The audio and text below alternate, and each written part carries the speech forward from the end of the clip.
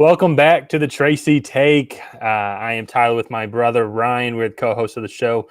2 weeks in the books now for the NFL, and we are going to be doing our Week 3 picks, doing a little season-long competition that Ryan and I are doing. I am winning right now, and just want to make sure everyone knows that, even though I probably just jinxed myself. But we'll see. I'll own up to it if I do. But before we get into that, if this is your first time watching us, welcome.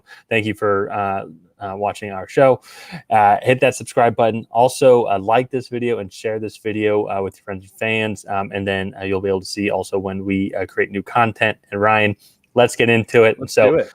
We got a lot of games to discuss. We got 15 games. We did the Thursday night game last night. That video just came out today at Tuesday at 5 o'clock Central Time. So go check out that video after this once we are done here. Shameless plug right there. To see who we picked in that game, even though we both picked the same team and they both like massages. Just give any hints on who we picked. But Ryan, before we get into our picks today, 2 weeks in, week one's always overreaction week. A lot of teams lose and they'd be like, people freak out, and then they look fine in week two. This point, what are your overall thoughts on just 2 weeks in the books now? Any major surprises that are immediately coming to your mind on any of the 32 games? The one that comes to my mind first is Cincinnati. We kind of talked a little bit about it pre-show, but just two really poor offensive performances so far this season. Specifically on the offensive line, they invested a lot of money in that offensive line this offseason, and I think Joe Burrow has been sacked 11 times. 13. Yeah, 13. Yeah. That's what it was. 7 against the Steelers and 6 against the Cowboys. Yeah, which I am 100% confident in saying that it's leaguing by a large margin. So for me, that's been the biggest surprise so far. Another one is I know Denver's 1-1. But their performances have been fairly lackluster. We have seen that with the last couple of years with Tom Brady having a slow start in Tampa Bay, and then also Matthew Stafford having somewhat of a slow start last year in Los Angeles. And teams like that usually do turn it around. Definitely not throwing any worries that way anytime soon. If we get to week 8 or 9 and they still haven't started to figure it out, then we can be like, all right, maybe they're just not that good. Especially at that point too, with the division that they're in. I mean, they're going to really be struggling, and they're going to have to win a lot of games at the end. But I think the Denver one's a good point. But I think they made both points of somewhat cause of concern, but also it's super early. Yeah. They have so much talent, and I mean, and they're all veterans there. For me, if there's I wouldn't really even say a surprise, but I just think it was just really put in perspective how good the two winners of last night's Monday night games are, the Bills and the Eagles. A lot of people had the Bills to win the Super Bowl, and a lot of people are also expecting the Eagles to win that NFC East division and probably go far in the playoffs, just with all the talent that they have. But man, the Titans and Vikings, I think they're fringe playoff teams, but they still have some talent. And both of those teams just absolutely rocked them. The Eagles started to get a little sloppy there towards the end, but their defense absolutely came through. Just absolutely obliterated Kirk Cousins and that Vikings offense and the offensive line. Kept Justin Jefferson, arguably the best receiver in the NFL, in check. I think he only had 40 yards. And then, that's just the Eagles. The Bills, the Bills looked unstoppable. I think it goes to show. I think they definitely exploited a lot of the flaws that I had mentioned on the Titans, and why I don't think that they're going to. Maybe if they win the division, because their division sucks, but won't go far. But the Bills, just in general, looked phenomenal, and they didn't even have Gabriel Davis, so that's very scary to see. And definitely looking forward to watching their next game. We're going to get into that when they go to Miami, their division rival. Definitely looking forward to that. But let's get into the week 3 picks. We're going to go over each game and kind of who we have winning. But before we do that, let's get an update on the scores here. Let me see if I can. Where did I? Oh, I hope I didn't delete. Oh, there it is. All right. So to this point, in our season. I am 22-9-1. I won both weeks against Ryan. I've gotten a little lucky. Ryan has an above 500 record at 16-15-1. And you and I, as of now, agree on actually most of these games. There's a couple that we disagree on, especially like the first one that we're going to talk to. But a lot can change this week. We'll let everyone know before our next video on what changes we might make. But as of now, let's go through who we think is going to win each game. Starting out with the Houston Texans versus the Chicago Bears. Yeah, so I have Houston actually winning this game on the road. Okay. I look at these teams and I think that they're very similar. Sorry, I got a dog hair. But second-year quarterbacks Davis Mills and Justin Fields. A lot of people don't know this about Davis Mills, but he was actually the second best rookie quarterback last year statistically, and arguably on the least talented team. Actually, I don't even know if that's much of a debate because the Texans were pretty bad last year.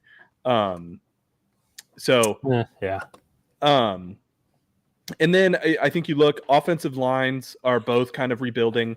But I actually give Houston the slight edge in the skill position guys. OJ Howard at tight end, I really like. Brandon Cooks outside, and then actually I like Nico Collins a lot too. He had a really good rookie season, and he's building off that so far this year. Whereas, like, I think you look at the Bears, and they have Cole Kmet, who was a second-round pick that hasn't quite caught on yet at tight end, and then they have Darnell Mooney, and then like Equanimous St. Brown. So I don't think the Texans wide receiving group is that much better, but I still think it is better. And then defensively, I actually think that Houston's defense has put on a pretty good performance in the last couple weeks. One against Indianapolis and then also against Denver. They held Denver's running game pretty much in check the entirety of the game. And so winning that battle in the trench is going to be really big against the Bears and David Montgomery. And I just think that gives them a little bit of the edge going into the game. I think the Bears are favored by 2.5 right now. And I just like Houston going into that one. I think that they'll get their first win of the season. So I think that those are good points. I could absolutely see Houston win this game, but I'm sticking with the home team here with Chicago. Biggest thing, too, actually, is of all the skill players you mentioned, I didn't hear you mention David Montgomery, who has been having a solid year so far. Yeah. And now Houston, statistically, though, like on the run game wise, they've given up over 120 yards both of their games, over 120 last week to Denver, and they gave, I think, just alone to Jonathan Taylor in week 1, 161 yards. And so I think there are some vulnerabilities on that run, on the running side, especially for Houston. And David Montgomery just ran for 120 yards against the Green Bay Packers, who has they have a pretty solid defensive front. So I think I think Chicago, this is going to be a low scoring game. I think Chicago, I think their defense is also solid as well. And they were able to keep the 49ers in check. Even though that was a very wet game. That might not be the best example, but I still think that they have a fairly solid defense. I think they're going to pull this one out. I think it's going to be low scoring, 20-13, something like that. David Montgomery gets a touchdown. Yeah. I could really see that. So one thing that I will say that I think the Bears could really take advantage of is Justin Fields scrambling, because from what I saw, when Houston lines up and it's just a standard run play, they were pretty good at containing that. But when things kind of broke down, Russell Wilson could get loose. Obviously, Matt Ryan can't quite do the same thing, but Russell Wilson was able to burn them a couple times in week 2. And so that was one of the contributing factors. I think I have not looked this up, but I would be really interested to see in their yards per play or yards allowed per play in running situations. Just to kind of see if maybe that defense, just from the snaps I saw, might have gotten the benefit of the doubt, or if they've actually improved it. So. Maybe. I don't think that at this point, if you're looking for that statistic, I don't think it's going to be the numbers you're looking for, because Jonathan Taylor, I think, ran the ball for 30 times for over 160 yards. So that alone right there is 5 yards per carry. And Javonte Williams and Melvin Gordon, I think, had totaled 120 yards just between the two of them, But- less carries. So it's like they're averaging like per carry giving up, I'd say probably 4.5 yards. Just off the top of my head. I could be absolutely wrong on that, but just looking at the statistics before this. But yeah, I think Chicago is going to work. I think they have Justin Fields is a little bit more versatile and adds a little bit extra edge to that team. Or just that game that Houston's going to, I think, struggle with. So, but now moving on. Next game, it's going to be the Las Vegas Raiders are coming to my town, the Nashville, Tennessee Titans. We both agree on this one, and I like the picks, and it's all for me. Tennessee's pass game sucks. Also looks like they lost Taylor Lewan, who for a decent amount of time, I want to say. That's what it looked like. That injury did not look good, and it was off the second play, which sucks too, because Taylor Lewan is one of the best left tackles in the league, but I think he's been hurt. He hasn't played a full season since 2018. They said it. I don't think he has played a full season in games since 2018. I think that's how long he's been hurt in each season, which is very sad. I mean, because he's such a great talent. Do you guys hear an echo in here, or is that? Huh? Oh, did you just say that? Yeah, I just said it. Yeah, they said it on the broadcast last night that he hasn't played a full season since 2018. No. I'm saying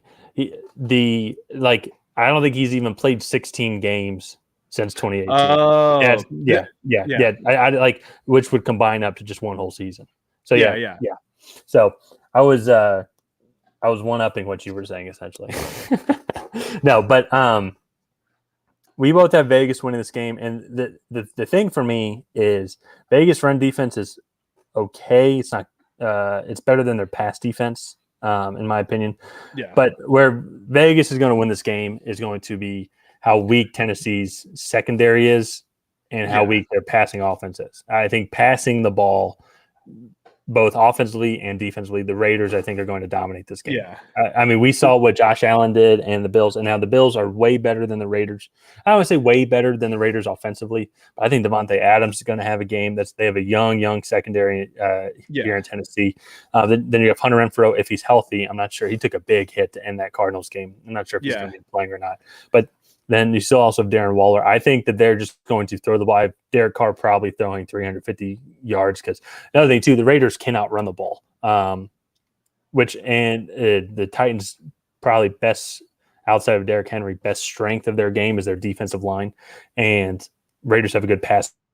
And so I think that they're just going to pass the ball the entire game, give the ball to Devontae Adams. I think both of them are going to have a game, and the Titans are going to go 0-3. It's going to be last in the AFC South. Tied last AFC South. We're going to get to that here in a second. No, actually, no. Never mind. They won't. They will be last. Yeah, I was going to say that at least the Colts and Texans at least they tie with each other. Yeah. No, I mean, pretty much the same reason for me. I think in a battle of two teams that I feel like are running. Well, the Raiders are running a new scheme, and the Titans are running a poor scheme, I guess, or like they're running a very run-heavy scheme. I think it's going to be hard for them to keep up. I think the Raiders are just too talented. Even if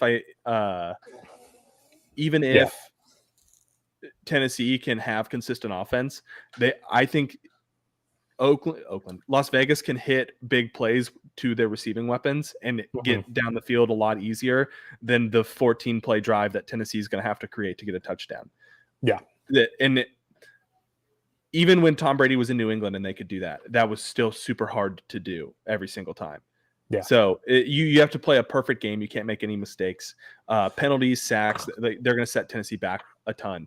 And we saw too on 10 points, but even when they were just down 10 points, it's like, the Bills have a very good defense, much better defense than the Raiders, but man, they just could not throw the ball through the air. And getting rid of AJ Brown and the whole thing that they had last year, we were talking about, I think, on last night's stream, is they use that play action. AJ Brown fit perfectly into that system, and they just do not have that. So they are so one-dimensional. I mean, you can put 8 guys in the box and know that you're probably going to be fine. Maybe you'll get burned, but it's like Robert Woods, I think he's on the latter half of his career. Treylon Burks is going to be, I think, could be a good receiver, but still young. They didn't have any real other weapons, so to say. So, but sticking in the AFC West versus the AFC South, I think much less to debate here. 1 second, I had to refill. I had to hydrate. So, I'll take it over. Mm-hmm. Kansas City versus versus Indianapolis. Indianapolis is really struggling, and Kansas City is doing the complete opposite. They are just playing really well.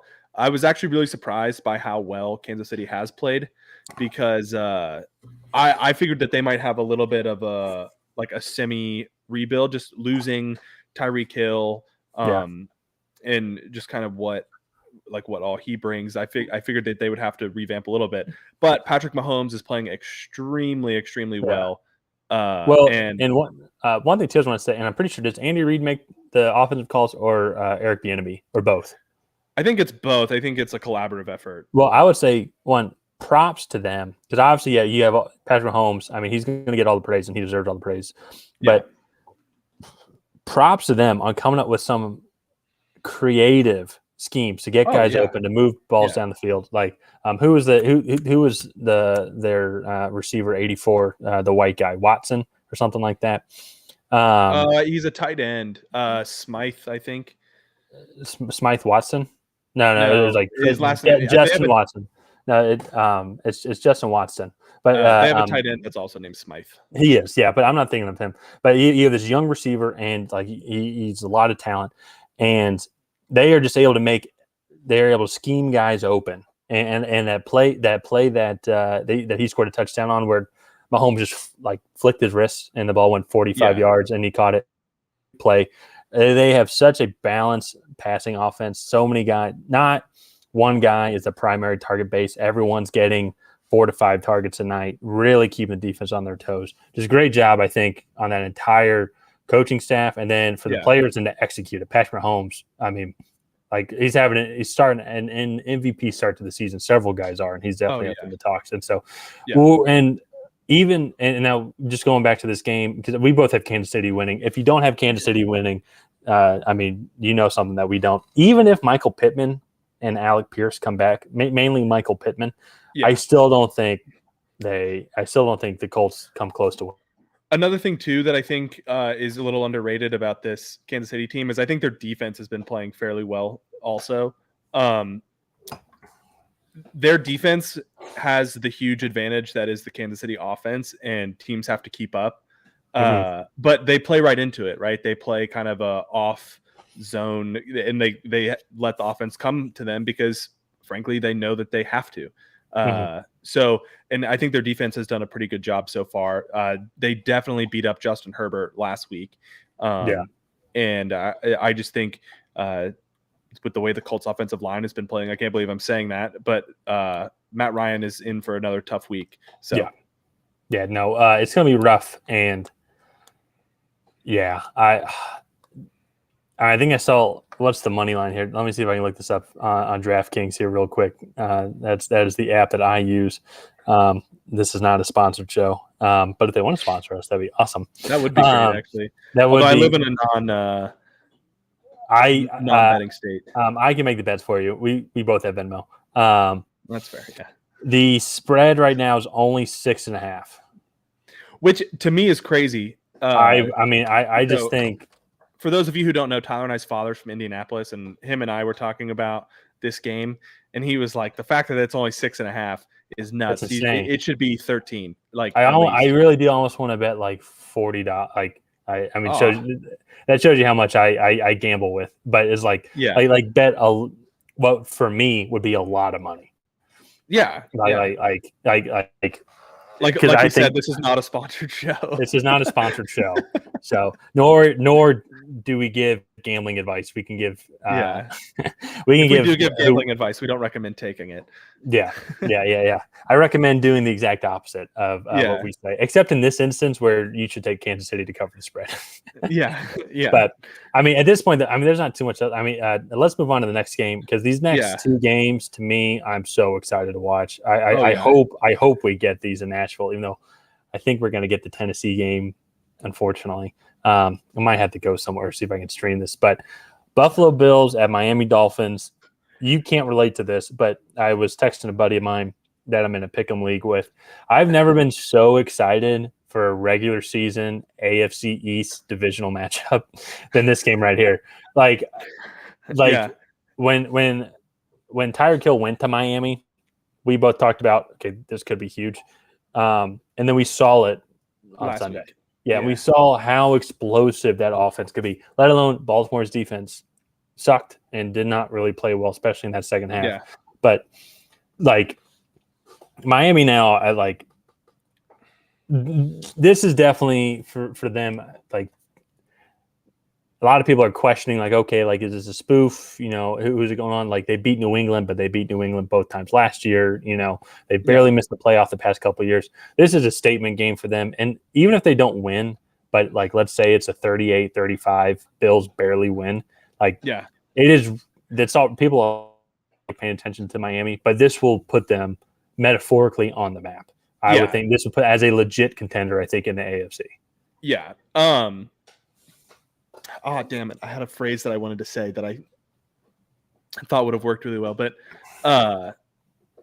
if Miami can come out and compete the way they did in the second half of that Baltimore game throughout this whole game, this will be really, really interesting.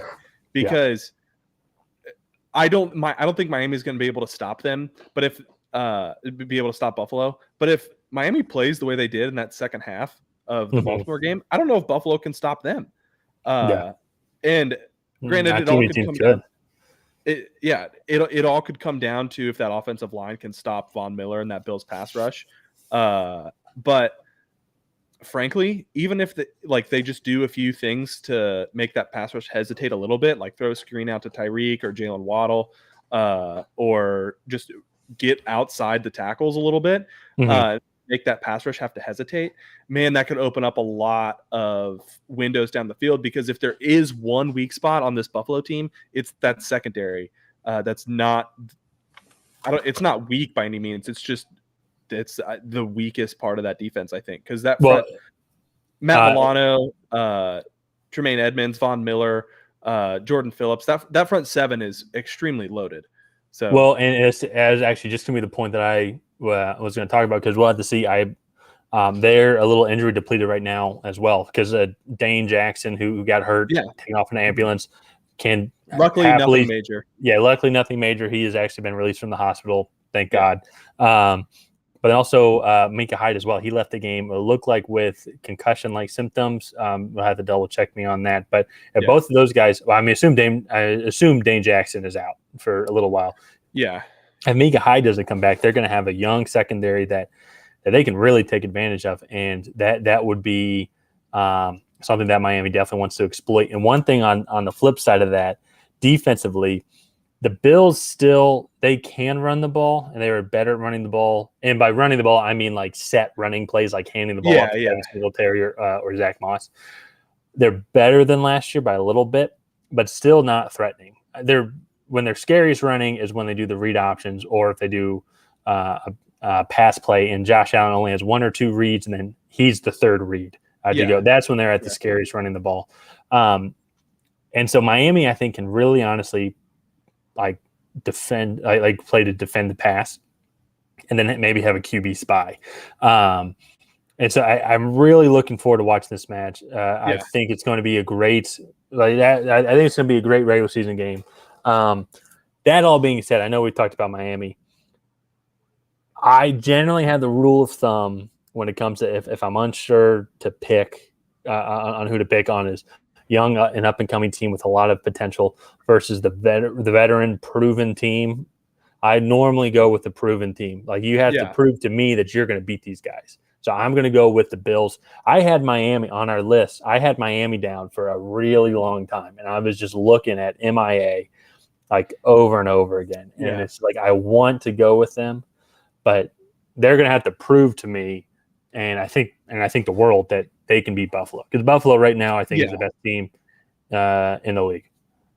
No, I agree with that. And that, for me, is I think Miami will be able to compete, but I think ultimately Buffalo will just be too much. I think Buffalo has the better offensive line. And I better also defensive line. Yeah, well, but better defensive line as well. But I also think that to me, Josh Allen is just too big of an X factor. He can do so much for that Buffalo offense, and I have only yet to see that from one game out of Tua out of his 3 years in the league.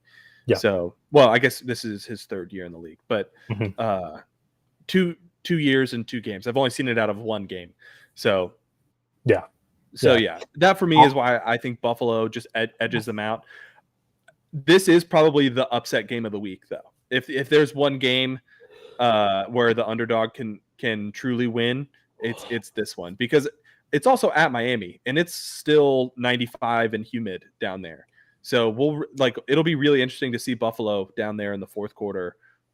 See how they're holding up, if they're cramping and whatnot. So yeah, that's a 1 o'clock game. So yeah. Moving on though to the next one, who this is for me, I think would technically be my upset game. I have the Lions winning. This Lions offense is legit. Not the best offense in the league, but I mean, top 10, absolute top 10. Jared Goff is having a great year. Amon-Ra St. Brown is a legit receiver that every team has to plan for. He's having a great year, had a great game this past Sunday against the Commanders. And you know what's crazy too, just to think about it. Oh, and also DeAndre Swift, top 10 running back, hands down. You know, no one, he doesn't get enough credit. You know what's crazy to think though too about this? Jameson Williams is coming back soon. Yeah, oh yeah. He should be coming back here within the next couple weeks. And they do have DJ Chark, but I think DJ Chark's going to get a lot less reps because he has done diddly squat. I know because he's on both my fantasy teams. I think that I think Detroit's going to pick. I think Detroit's going to win this one. Minnesota, yes, had a great first half against the Packers where Justin Jefferson went off. But since then, though, offensively, they have done absolutely nothing. They got absolutely pulverized by the Philadelphia front line, especially in the second half. They could not get anything going in the red zone. Lions have a pretty solid secondary. Nothing against. I don't know if it's as good as Darius Slay and company with the Eagles, but still, I would say an above average secondary. I would need to check. I saw Jeff Okudah did get hurt during the game. I'm not sure if he came back, so we'll need to see. Because that would be a big impact. But I just think Detroit's going to win this one. I think Minnesota's going to have some more struggles. I think Aiden Hutchinson's going to have a couple sacks because that offensive line was struggling. And I think Detroit's going to win another high-scoring game. I think it's going to be like 38-28.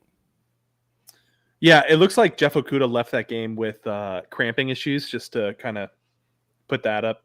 Oh, so it was cramping?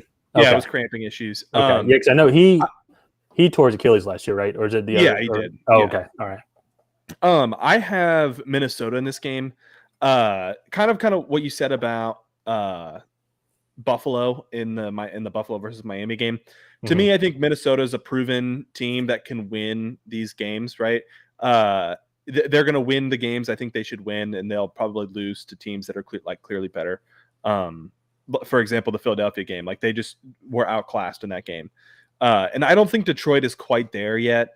And I think Minnesota's defense really struggled because they had to worry so much about like the creative play calling of Philadelphia and kind of what that offense brings to the table in terms of being able to run. What's the word? Not normal schemes. Unconventional is what I'm looking at. With Jalen Hurts allows him to run a lot of unconventional run schemes because he is so mobile. And Jared Goff does not do that. I think with the Lions, it'll be a lot more like line up and play type of thing. Whereas against Philadelphia, they really struggled because there was a lot that happened after the snap. And they had a few more weapons to really keep up with in the Philadelphia game. So I have Minnesota.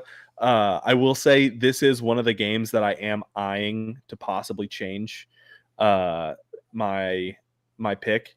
But for now, I'm going to stick with Minnesota. I just think they're the more experienced team, and I think that they're going to play much better. Yeah, I just want to remind you, last time I convinced you to change your pick, we both ended up losing, so maybe you shouldn't change your pick. Just saying. Maybe. No, I'm just messing with you. But this one, I feel like I'm thinking more logically and going against my gut. Whereas in the New England-Pittsburgh game, I was going with my gut, not with what I was thinking logically. Because I think the Steelers matched up on paper really, really well. But New England just was better. I don't know what I'm saying. maybe since I'm on my second or third glass of wine, that sentence didn't make sense. But I'll have to ask what you mean by that, because that sentence confused me. But I think let's just move on to the next game where we are going to talk about your New England Patriots going up against the Baltimore Ravens. New England is hosting, and we both have the away team winning. Yeah. Why don't you see your Patriots winning that game? Historically, Bill Belichick's defenses have really struggled with extremely mobile quarterbacks. I want to say against like guys like Cam Newton and Lamar Jackson, Bill Belichick has won very few of those games. Typically, his defenses are built to stop the run first and then the pass second. But with that, a lot of bigger, slow guys in the middle. And they have turned a page and started to get a little faster. However, they still just don't look extremely fast, nor do I think that they match up well with the Ravens. I think the Ravens have a pretty good offensive line and run game, and I just don't know if New England is going to be able to stop the run game. And with Baltimore, if you can't stop their run, then you can't stop any of it, because they're a run first, pass second team. Yeah. So I for me, it would just came down to honestly the personnel on the field. New England, I don't think is able to win a shootout. Not saying this game's going to be a shootout, but they don't have any explosive capabilities whatsoever. And Baltimore, as you said, can run. But then with Rashad Bateman, Devin Duvernay, Mark Andrews is next to Travis Kelce, the best tight end in the league. So they do still have some explosive weapons, and it just fits their game plan very well. And also, too, I just think New England's just struggling right now. They really struggled, I think, against Pittsburgh to kind of play good football. They beat Pittsburgh's not a good team, and they struggled to beat them. They played good defensive football. Offensively, they just don't do anything that's like. Well, they don't have any misdirection. They don't do anything that really like is like, oh wow, like that could have been really good. Like, they have a few plays that I think that they can really hurt people on, and if they miss those plays, then it's like, all right, well, like they don't have anyone. Like, your offense has no one that scares me. I mean, like Nelson Aguilar, now, like, he doesn't scare me. Jacoby Myers, Hunter Henry, Jonnu Smith, Damian Harris, Ramondre Stevenson. Ramondre Stevenson could be that back for you guys, like a potential Derrick Henry back, but he's not right now. And that's the biggest I don't think thing. He'll ever be that. To me, I like Ramondre Stevenson better than Damian Harris. He's younger, he's bigger. Like, I agree with you on that. He's bigger and faster. That name doesn't that's not scaring Baltimore. It's like, we don't need to game plan around when Ramondre Stevenson's on the field. This is the formation that we need to do. It's like it doesn't happen. Right now with New England, Nelson Aguilar is their only guy that can really threaten defenses vertically. And and when you have one guy, that's pretty easy to stop, right? But hopefully in week 5, Tyquan Thornton, the rookie that they drafted, will come back. And he a 4.28 guy out of Baylor.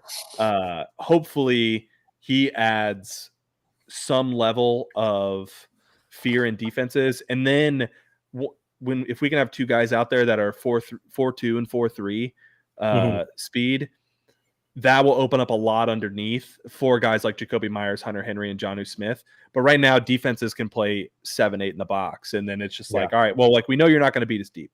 So that's where I think New England's really going to struggle. And Baltimore, I think, will be more than happy to play man coverage with 8 in the box. So next game, though, and this one for me, I saw one stat because I was curious about this, and this is going to be the total X factor in the game. But wanted to see, you have so it's the Cincinnati Bengals at the New York Jets. We disagree on this one. You have the Jets winning this game.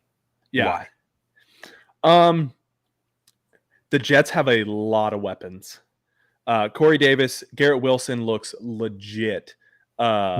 He coming out of Ohio State was him and Jameson Williams were clearly like the 1-2. And Garrett Wilson, I think, got the edge because Jameson Williams tore his ACL in the national championship game. Mm-hmm. And did he have a game against the Browns? And I just think that that's going to be too much for the Bengals to keep up with.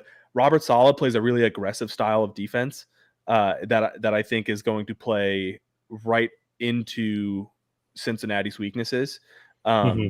And I don't know, man. I like the Jets this week. I think that they are going to put the heat on the Cincinnati Bengals in week 3. Yeah. So the stat that did it for me, because I was very curious about this, because if the Jets had a lot of sacks, I would have gone with the Jets on this one. But they've only had 2.5 sacks on the year, which is, and because that's clearly the X factor is going to be the offensive line for the Bengals. But they only have 2.5 sacks. Yes, they do put pressure on them, but you want to talk about all the weapons that the Jets have. You still have Jamar Chase, T. Higgins, Tyler Boyd, and then Hayden Hurst, their tight end, who is no slouch.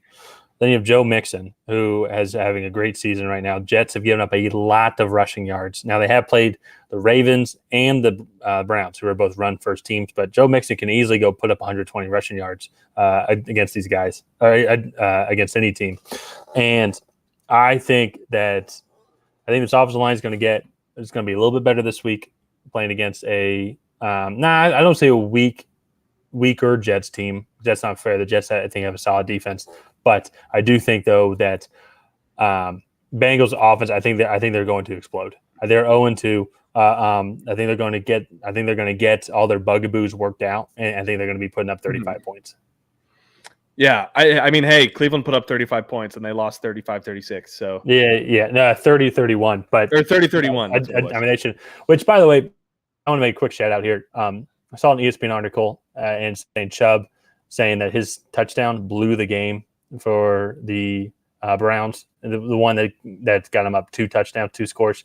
Absolutely not. That is not Nick Chubb's fault. That is the right. Go up 2 scores. Now, if you were tied and you're trying to kill clock, then to kick a no-brainer field goal, then okay, that's different. But you go up 2 scores and your defense gave up 2 touchdowns in 115 seconds. That is not the running backs. That's not the running back's fault. Nick Chubb, I think he said like that my touchdown cost them the game. Absolutely not. Browns defense cost you the game. You guys should be 2-0 right now. You can't stop the Jets offense. Total. I mean, yes, Garrett Wilson, he scored the game-winning touchdown. Cade York, if he doesn't miss the extra point, they're going to overtime. Who knows what happens? But Nick Chubb played a hell of a game. And the Jets should be 0-2 right now, but they're 1-1 because they absolutely stole a game from the Browns, which the Bengals are actually very appreciative of. Otherwise, they'd be 2 games back. I think this is another really good game. I think so, too. There's a lot of good games. I mean, there's this next game we're going to get into outside with Kansas City. It's one of the few like no-brainers for me. Like you have to pick this team because the Eagles are playing the Washington football team Commanders, and I mean you have to pick Philadelphia. Like there's no we both have Philadelphia. They just put on. Oh yeah, Commanders I think have some offensive talent. I think they can be explosive, but they're still nowhere near. I mean Philadelphia is going to put up 35 points against this Washington team. And so, there's not really too much to even talk about, in my opinion. I mean, I think Philadelphia's they're just the better team. They're going to win this division. Like they are so much better than the other 3 teams in the NFC East. No, yeah, definitely 100%. Yeah. What's that? Do we have a comment? What's that? I was just reading. We have a few comments. Raven187 says, which Wentz will you see? I don't really think it matters. I think even if Wentz comes out and plays well, I think that well, Wentz actually statistically he has played 2 good games. He has played 3 good halves because if you look at the 2 halves against Jacksonville and then the second half against the Lions, he played really well. He played the Washington played absolutely awful against Detroit in the first half of that of their game this past Sunday. So And the Commanders, they have some solid weapons. I mean, because you look now with the addition of Jahan Dotson that they drafted, Curtis Samuel's healthy, and you still have Terry McLaurin. That's a solid. And then they drafted Terrace. Is Terrace Marshall there, or is that in Carolina? No, that's Carolina, I think. Okay. I'm pretty sure it's Carolina. But then you still also have Logan Thomas, who's a veteran tight end. They're running Antonio Gibson. Yeah, he lost the job to Brian Robinson, and then Brian Robinson he got shot. And so luckily he's doing well. So I don't know how else to say that. Yeah, so, he did get shot. I'm glad to hear he's doing well. I'm glad he didn't like he's going to make a full recovery. I don't know if he's going to be coming back this season. I don't know either. I'm unaware of the extent of his injuries from being shot. So yeah. Anyways, but Antonio Gibson still is an okay back, all things considered. The issue for the Commanders is their secondary sucks. I mean, it's absolutely atrocious, which is so crazy too. Just to think about, 2 years ago, they were their defense got them to the playoffs and almost beat the Buccaneers. Yeah, but it wasn't because of that secondary. Granted, like they had Josh Norman and a few other good secondary players. But it was really that front seven. Their front seven led the leagues in sacks that year. Chase Young was Defensive Rookie of the Year. That's fair. That's fair. That was the main reason, and also too, I think the secondary benefited a lot from how good that front seven was. I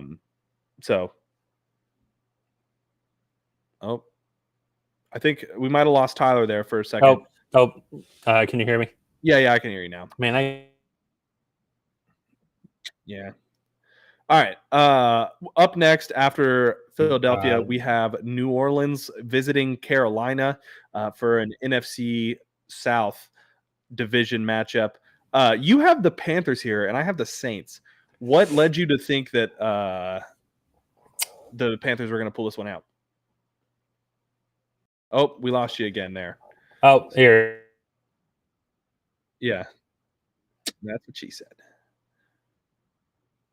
Right here. Let me see. Can you hear me now? Yeah, I can hear you now. Good. So for me, about the Saints and Panthers game, if you missed that.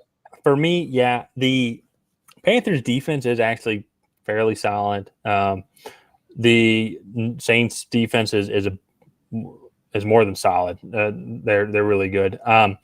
I think it's going to be a low scoring game. I can also see this being like 13-10, 17-10. And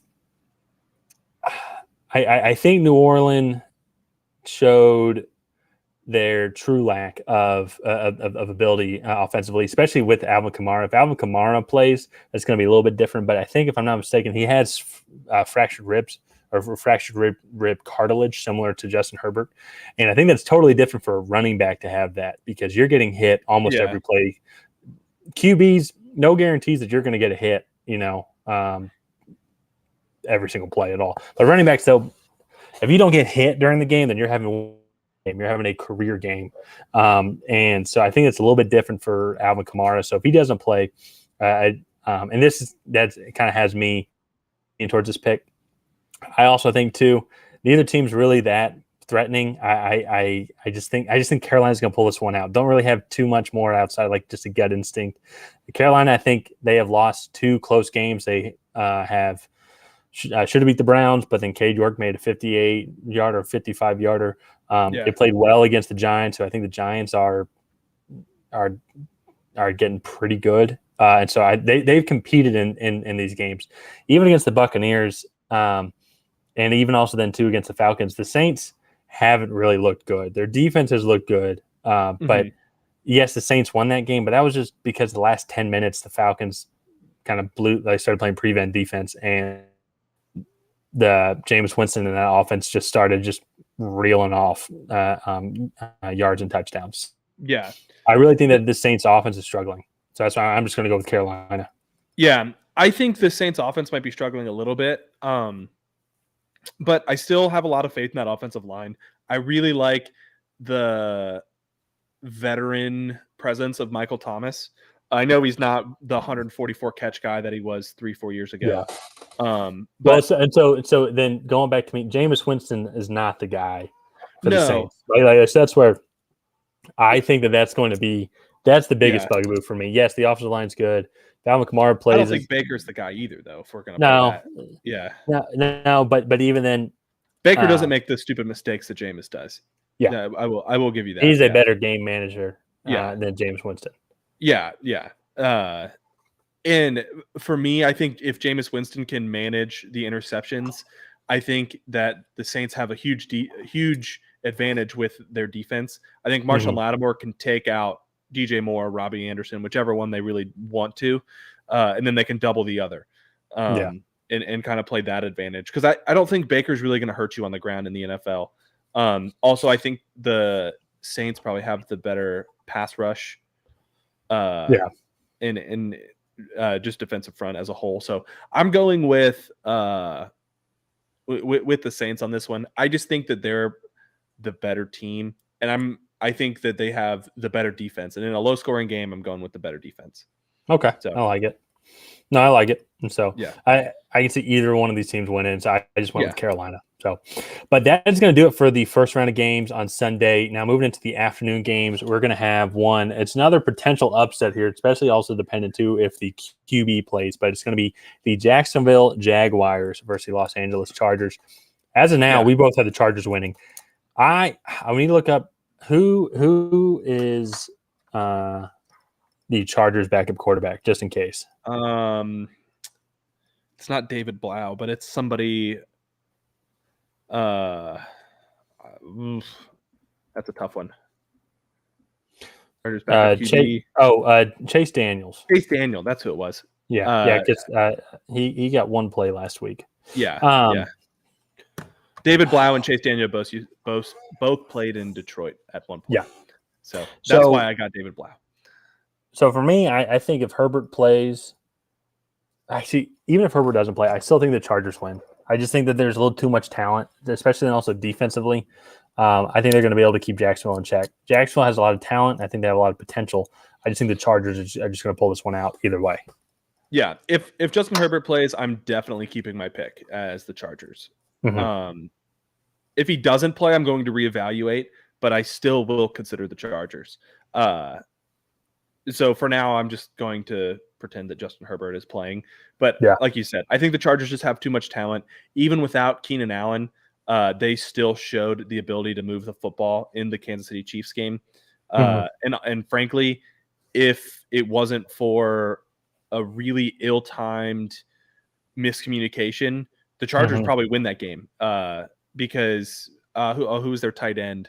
Gerald Everett. 7. Yeah, Gerald Everett. If he decides to stay on the inside of the DB on that pick six play, that's a touchdown, not a pick six. Well, instead, he just got lazy and drifted out as Justin Herbert was throwing to his inside shoulder. So did you see though, like what happened before that play? Like right as the other play ended. So Gerald Everett caught the last two balls. Yeah, and so he tried to come off the field. Yeah. So he was just exhausted. And Brandon Staley and Justin Herbert, like one more play, hurry up. And then that's what happened. I think if they take their time, because it was that first and goal. That had to be first and goal. Yeah. I think they take their time. I think they score a touchdown. And who knows? They could be leading in the division right now. So and frankly, they they made one mistake that game. And it just happened to cost them the game. Granted, I'm sure they made other smaller mistakes, but they made one. That was a major mistake. Yeah. That was a major mistake. Yeah. So, but doing the Chargers now. Moving on now to my team, the Falcons are staying on the West Coast, and they're playing the Seattle Seahawks. So for me, it's not just a homer pick as well. I do think Atlanta. I just think that I think that they're just a little bit more talented. I think a little bit more in sync than Seattle. Seattle still has a lot. Yes, they beat Denver, but Denver also is now we're starting to question if they're that good. Russell Wilson also they're good right now. In Atlanta, offensively, they put up as a team. They've put up 26 and 27 points against some teams that have good defenses. And Seattle does not have a good defense. They don't have Jamal Adams. Look for Kyle Pitts. Jamal Adams, who I would think would be guarding Kyle Pitts all game. Look for Kyle Pitts, I think, to be having a game. Okay. I have a hot take on Jamal Adams, but I'll let you finish your point. Oh, yeah. No, I know. But trade of the century. I think was it with the Saints? Was it with the Saints that they sent Jamal Adams to him? I'm trying to remember. No. It was the Jets that traded him. The Jets. That's it. Yeah. And then that's how they got all those draft picks too. Okay, yeah. They gave like 2 first-rounders and then like a second or something. I don't know. It was stupid for a safety and one that sucks in coverage. He's not a good football player. He's the guy who puts his body on the line constantly and plays super hard, and so I think that's what got him noticed. And he makes like highlight reel tackles, and that's why everybody thinks he's so good. But in reality, he has one of the worst coverage ratings by PFF for any safety in the NFL. So that's my tangent.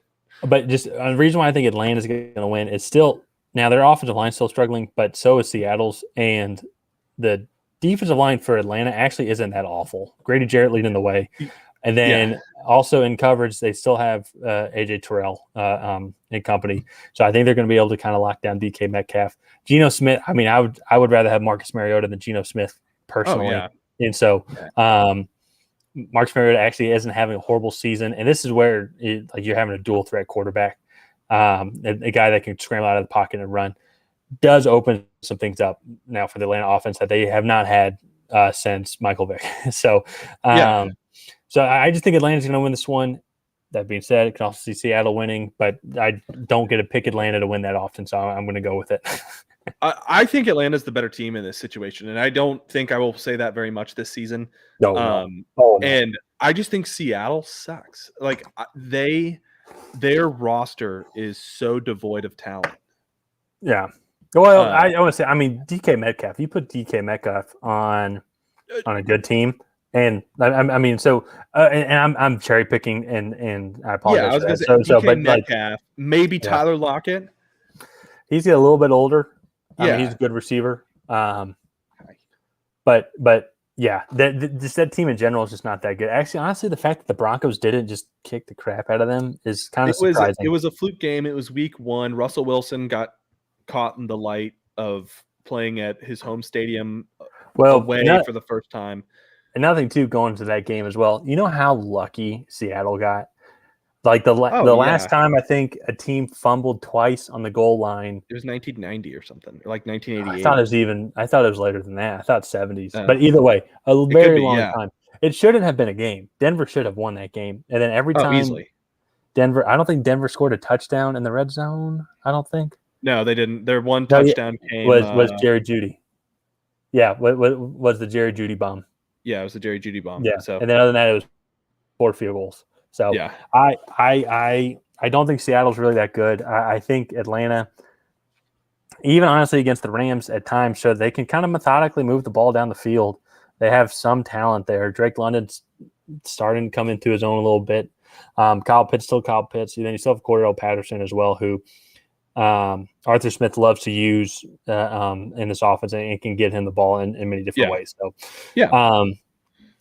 but sticking in the NFC West here, going to go with it's a Los Angeles Rams versus the Arizona Cardinals. I mean, once again, the Cardinals, though, still, I think it was such a fluke win last year. I still don't think they're playing that well. Like, the Rams should win this game fairly easily. The Raiders should have beat the Cardinals last week, but Kyler Murray is so athletic that he was just able to run around and then throw to an open guy. Like, it was just straight up backyard football. They got extremely lucky against the Raiders last week, and I don't think the Rams will afford them the same opportunity. No. So No. I don't think so. The Rams are a much better team than the Raiders, especially defensively. Yeah, so it's just the both teams are 1-1, but both teams are they're both like a different 1-1. Like the Rams should be 1-1. Like I didn't expect them to beat the Bills, and then they should have kicked the crap out of the Falcons. They started to collapse a little bit there, but the Cardinals, they did not look good against the Chiefs. They did not look good against the Raiders, even though they won. They just got lucky.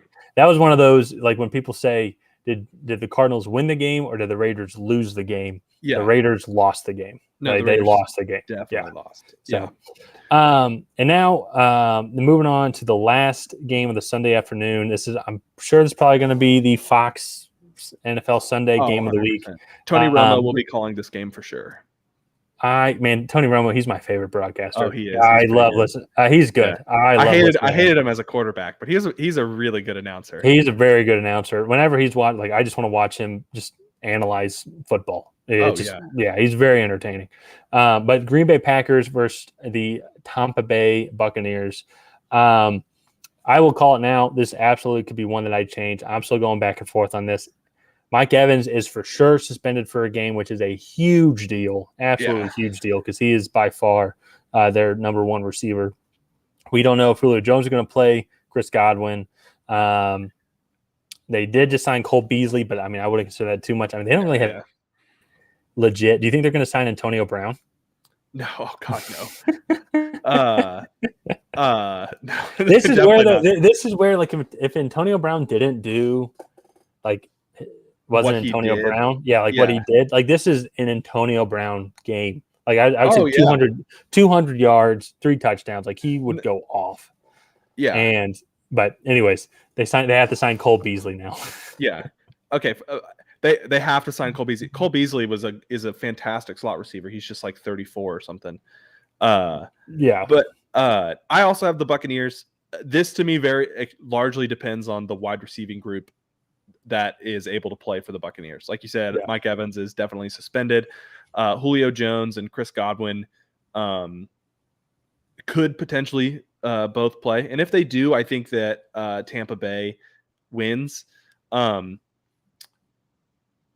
If not, I think this is a extremely close matchup, but I might give the edge to the Packers just because of how versatile that offense looked on Sunday against the Bears. Granted, it was against the Bears. But I really think that they would be able to do something similar to the Tampa Bay defense. Yeah. Even though these teams have been pretty familiar with each other over the last few seasons. I will say you guys don't have to take my bet if you guys want to, but I'm calling the under, and I'm calling the under 13-10. Yeah. It's going to be a low scoring game. Wow. Well, because the Packers, they're going to be winning games totally differently than they did last year. They have very little explosiveness. All their touchdowns last week and their drives were methodical. Felt like I need to go back and double check. So I could be wrong on this, but 10 play drives, a lot of dink and dunks. Aaron Jones, AJ Dillon. I think they'll be able to do that against the Bucs. They're going to have to. I don't. You're telling me Christian Watson is going to go up against is going to burn this Tampa Bay secondary? Allen Lazard maybe, but they're going to have to dink and dunk. They're going to have to spread the ball out.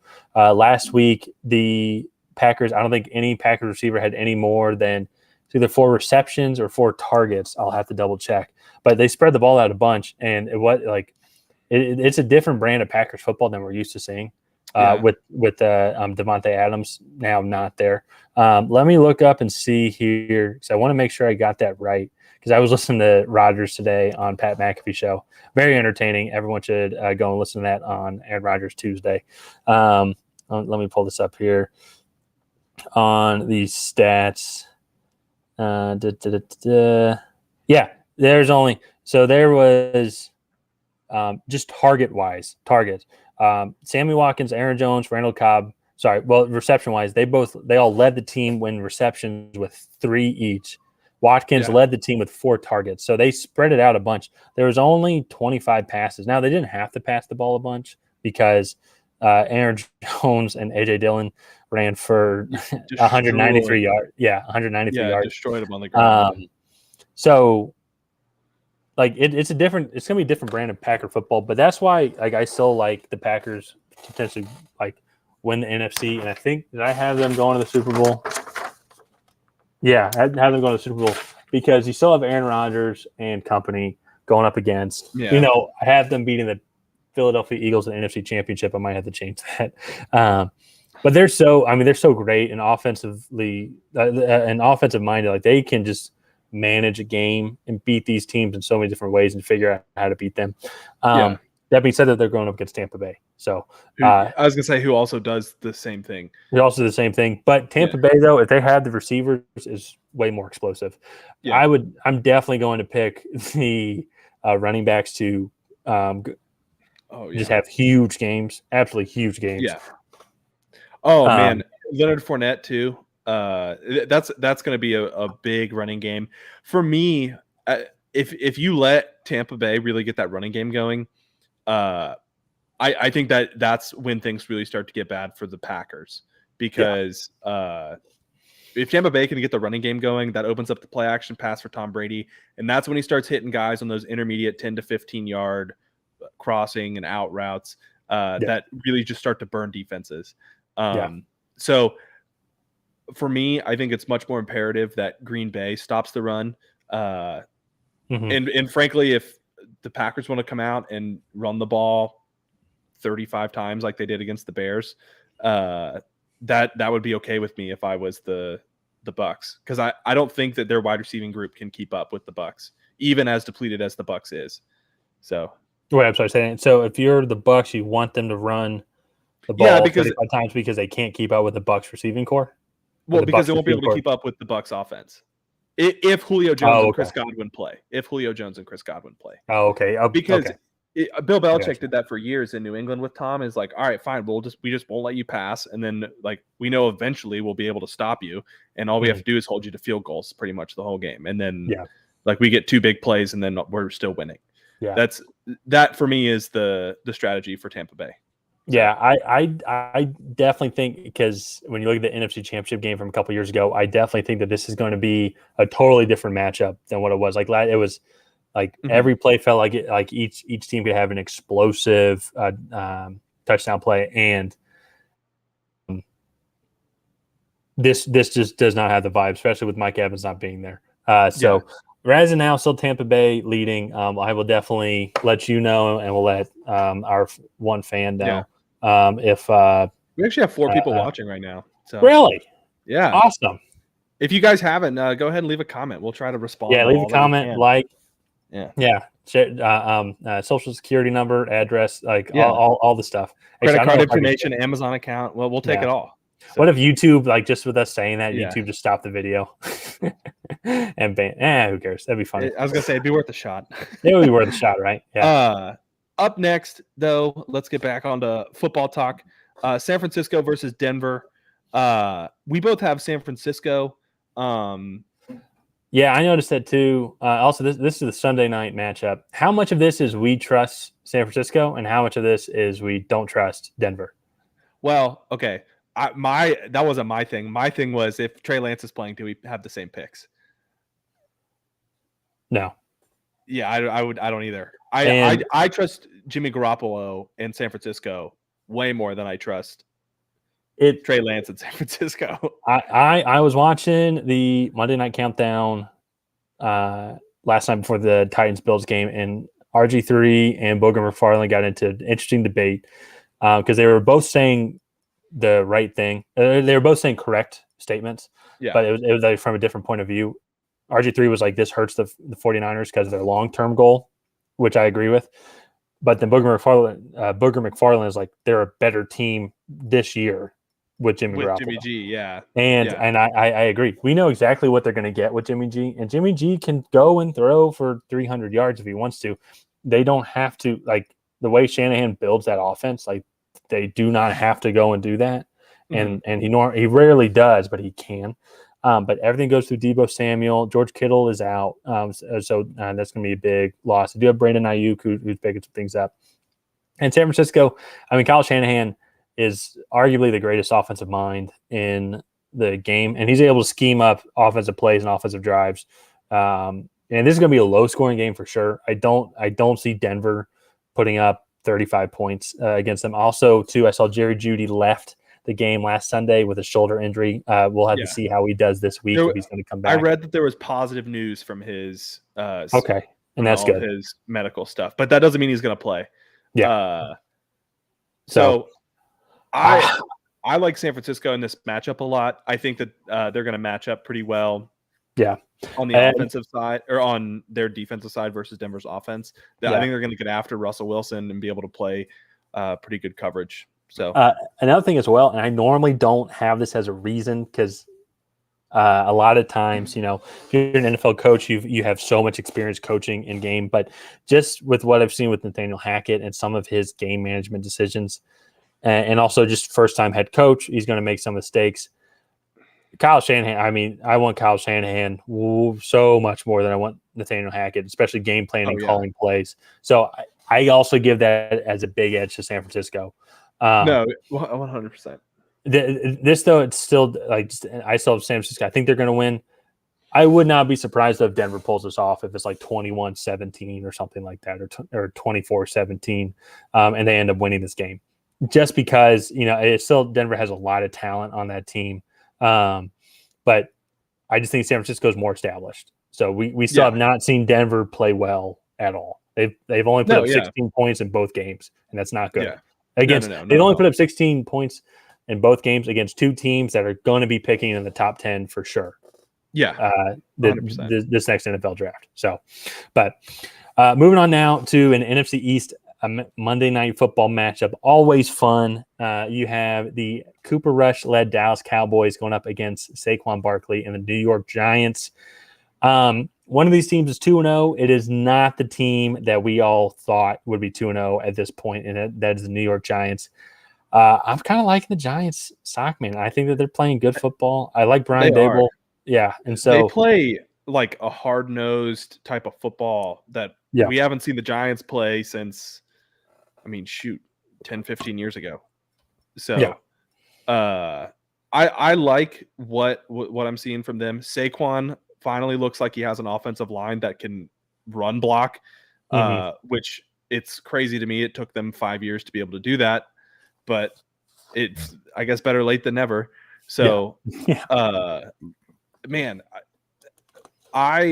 this Giants team looks good. The one thing I did hear was that apparently Kenny Golladay cleaned out his locker after the Giants Week 2 win. So I don't know. I don't know if they're having like some locker room issues with him, or if they're just if that's just being hyped up on social media. But I don't know. We'll see. Maybe he's moving lockers. I don't know. Yeah, so. I don't know. I just really like the Giants in this matchup.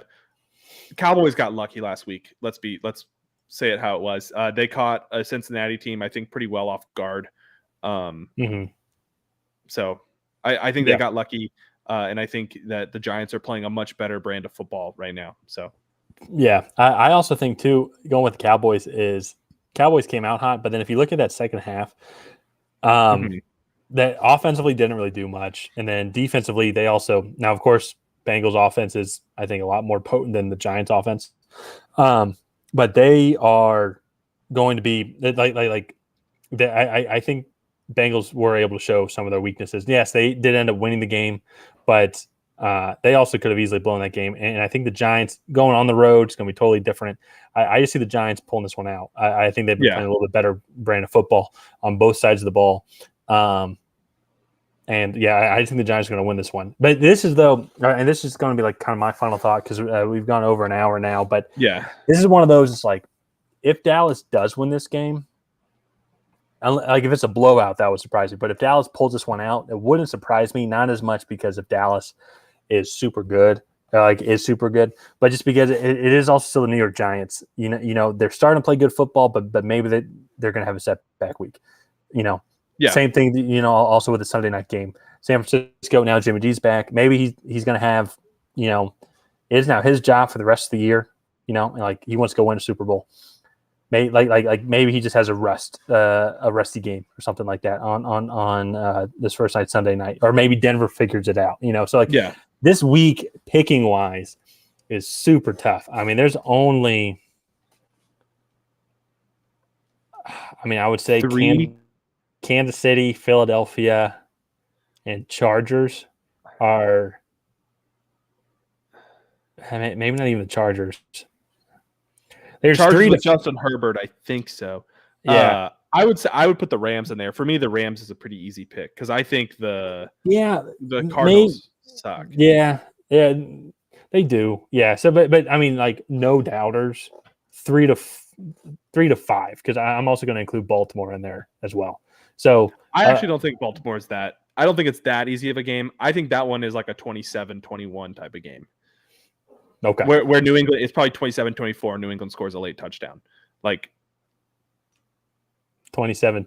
Oh, okay. Yeah. I got you now. Or 27-14, and then New Yeah. England scores a late touchdown. I said Yeah. 24, didn't I?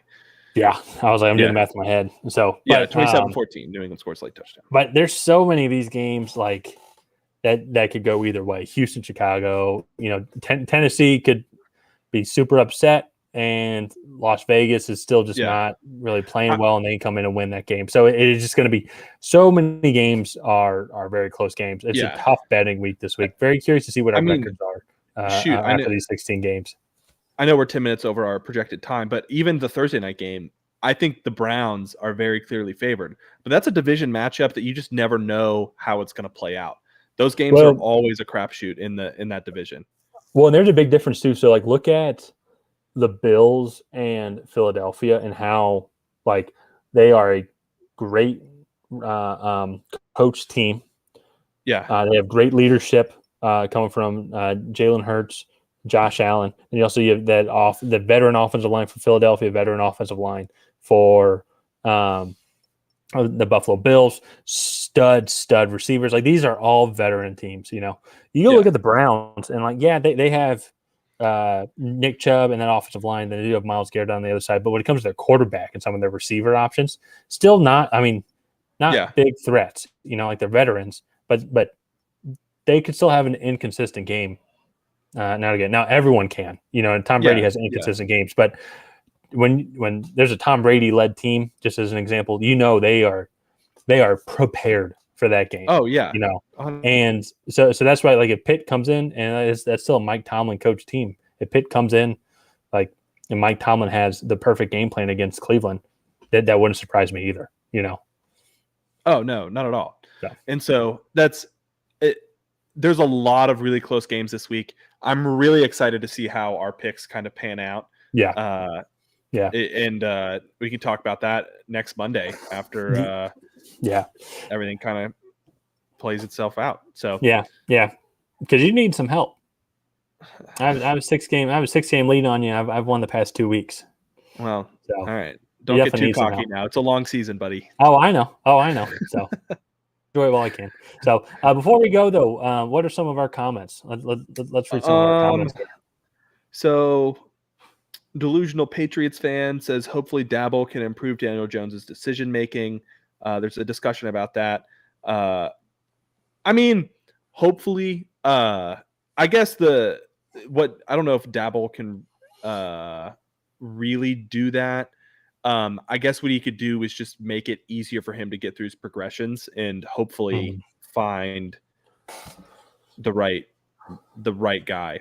Well, and I wonder how much of that too then also is if you have a weak offensive line, like in the back of your head, it could be like I've got 1-2 reads maybe, because throughout Daniel Jones' career, he has been just getting sacked and pressured constantly because he's had a weak QB. So it could be an interesting thing to adapt to when you're sitting in the pocket for 5 seconds. You're like, I'm not used to this, So but I do like Dable. I do think he was a good pick for the Giants. Obviously he's undefeated during his head coaching tenure. 2-0. I am excited to kind of see him get tested a little bit more. I think the Dallas will be a nice step up. Because who'd they play the first 2 weeks? They played Carolina last week, and then at Tennessee, and then hosted Carolina. Yeah, I think Dallas is definitely better than those two teams. I think this will be a nice step up in competition, just to kind of really get a better gauge for how good the Giants really are. Yeah. So yeah. Other than that, there's just kind of some open-ended comments that were based off of previous parts of this episode of the Tracy Take. Okay. So I gotcha. I think we should probably go ahead and wrap this up. Is that good with you? Yeah, it works with me. Yeah. All right. Awesome. Well, thank you guys for watching. I really appreciate all the viewership that we got this evening. If you guys have not already, please go ahead and like and subscribe and hit that bell notification so we can tell you every single time that we go live. We are going live on Mondays and Tuesdays at 9 p.m. to talk about the NFL this season. And we will see you guys next time.